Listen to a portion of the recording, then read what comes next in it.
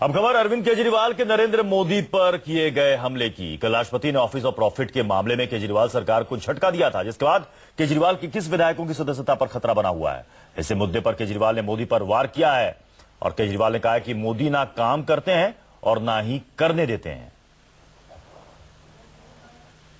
अब सवाल है कि क्या दिल्ली में जल्दी फिर से विधानसभा चुनाव होंगे? कम से कम 21 विधानसभा सीटों पर तो ऐसा ही लग रहा है।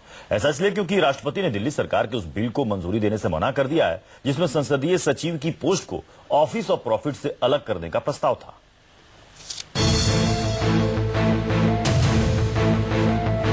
राष्ट्रपति प्रणब मुखर्जी ने दिल्ली सरकार के संसदीय सचिव विधेयक को खारिज कर दिया है, जिसके बाद केजरीवाल की पार्टी के 21 विधायकों की सदस्यता खतरे में पड़ गई है।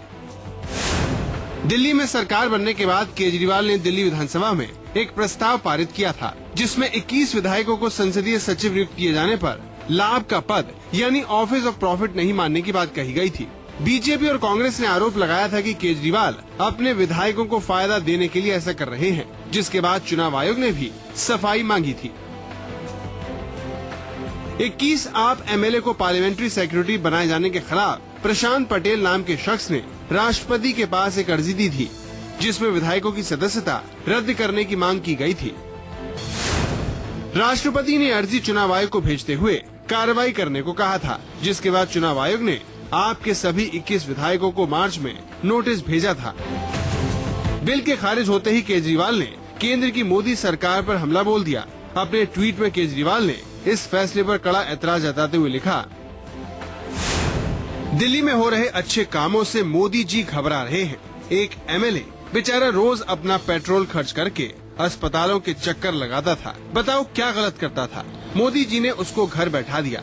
एक विधायक को बिजली पे लगा रखा था, एक को पानी पे, एक को अस्पताल पे, एक को स्कूल पे। मोदी जी कहते हैं न काम करूंगा न करने दूंगा। मोदी जी लोकतंत्र का सम्मान नहीं करते, डरते हैं तो सिर्फ आम आदमी पार्टी से।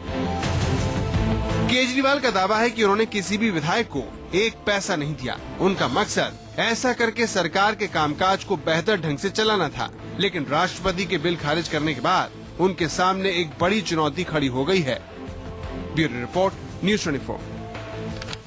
और साथ बीजेपी नेता विजेंद्र गुप्ता इस पर जुड़ चुके हैं। विजेंद्र जी, केजरीवाल कह रहे हैं कि गुजरात में, हरियाणा में, हिमाचल प्रदेश में, पंजाब में भी संसदीय सचिव हैं, वहां पर भी इसे लागू करो, वहां भी संसदीय सचिव को हटाओ, वहां भी विधानसभा के सदस्यों की सदस्यता खत्म करो, लेकिन आप सिर्फ और सिर्फ आप विधायकों को ही टारगेट कर रहे हैं। देखिए, अपने भ्रष्टाचार को अरविंद केजरीवाल अपने भ्रष्टाचार को छुपाने के लिए इधर उधर की बातें कर रहे हैं, बातों को घुमा रहे हैं, क्योंकि राष्ट्रपति जी के फैसले पर भी अगर उनको आपत्ति है तो वो इस पर राजनीति ना खेलें, इस पर जो उचित कार्रवाई करनी है वो करें।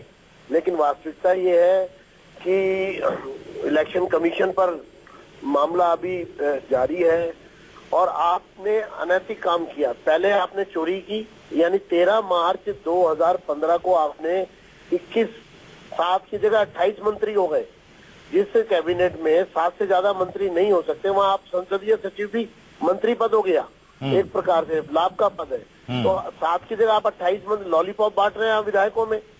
और 13 मार्च 2015 को आपने उनकी नियुक्ति की और 23 जून 2015 को, यानी कि उसके 3 महीने बाद आप एक प्रस्ताव लेकर आते हैं और उसमें अगर आपने कुछ गलत नहीं किया था तो आप ये removal of disqualification bill, amendment bill 2015 23 जून को क्यों लेकर आए? यानी कि आप फिर कानून में परिवर्तन करना चाह रहे थे। पहले आपने उनको नियुक्त किया, फिर आप कानून बदलना चाहते थे, जिस पर राष्ट्रपति ने मंजूरी नहीं दी। तो इसमें शुक्रिया विजेंद्र जी हमारे साथ जुड़ने के लिए। तो विजेंद्र गुप्ता बीजेपी के नेता ये कह रहे हैं कि इसको राजनीतिक मुद्दा ना बनाए, अगर लड़ना है तो कानूनी लड़ाई लड़ें।